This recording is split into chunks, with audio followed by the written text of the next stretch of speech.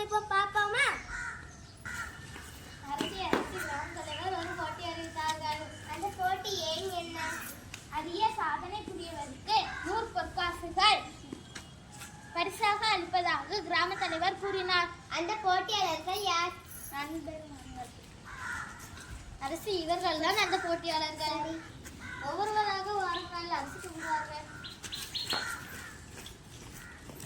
ஒன்றாவது யார்?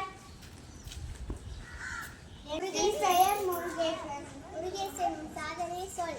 நான் ஒரு வியாபாரி. நான் மளிகை கடை வைத்துள்ளேன். அப்போது ஒரு சிறுமி விளையாண்டு கொண்டிருந்தாள். அப்போது ஒரு மாடு வந்தது. அந்த மாடு சிறுமியை நிறுத்த பார்த்தது. நான் உடனே ஓடி சென்று அந்த சிறுமியை காப்பாற்றினேன். ஆனாலும் அந்த சிறுமியின் பெற்றோர்கள் என் எதிர்கொண்டார். ஆனாலும் நான் காப்பாற்றிருக்கிறேன். எனவே எனக்கு தான் அந்த 100 பொற்காசுகள் வேண்டும். சரி, நீ போ. அடுத்து இரண்டாவது யார்? என் பெயர் கண்ணன். கண்ணன், சாதனையை சொல்.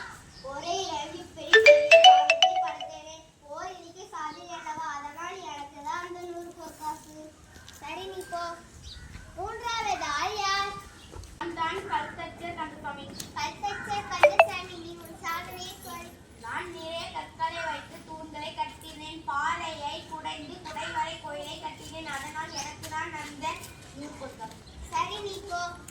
நான்காவது யார்?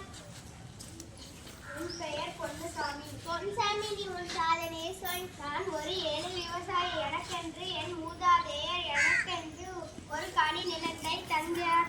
அந்த நிலத்தை நான் உழுது நிறைய 10 குடும்பங்களின் பசியை போக்கியிருக்கிறேன். அதனால் எனக்கு தான் அந்த 100 பொற்கிளிகள் வேண்டும். சரி, நீ போ.